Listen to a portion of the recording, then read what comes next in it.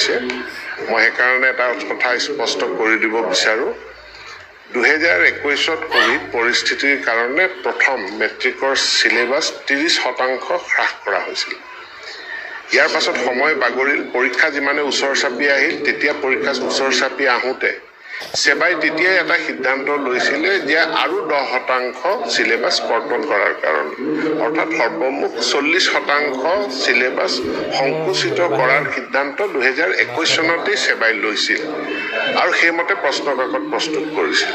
21ত পৰীক্ষা নহল 2022ৰ কাৰণে সেবাই পুনৰ 40% সিলেবাস সংকুচিত কৰি পাঠ্যক্ৰম দিলে আৰু এতিয়া যেটো পৰীক্ষা হ'ব এই পৰীক্ষাৰ কাৰণে যেটো সিলেবাস এই সিলেবাস আৰু 2021ৰ শেষৰ ফালে পৰীক্ষাৰ আগে নিৰ্ধাৰিত কৰা সিলেবাস একেটাই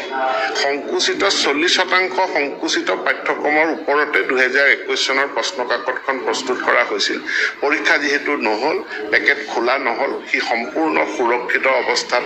আছিল তাক ৰখা হৈছিল আৰু সেই 2021 চনৰ প্ৰশ্নকাকত যিখন 40% সংকুচিত পাঠ্যক্ৰমৰ ওপৰত প্ৰস্তুত কৰা সেইখন প্ৰশ্নকাকতে দিয়া হ'ব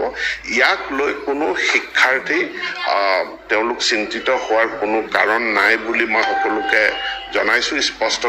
কৰি দিছো যি পাঠ্যক্ৰম 40% সংকুচিত পাঠ্যক্ৰম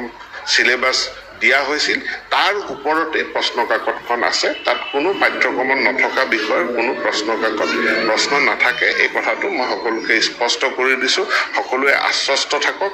বোৰ্ডখন এখনৰ বোৰ্ডৰ দায়বদ্ধতা আছে আৰু বোৰ্ডে খুব দায়বদ্ধতাৰে এই কামখিনি কৰিছে তেওঁলোক গোটেই সমস্যাটোক লৈ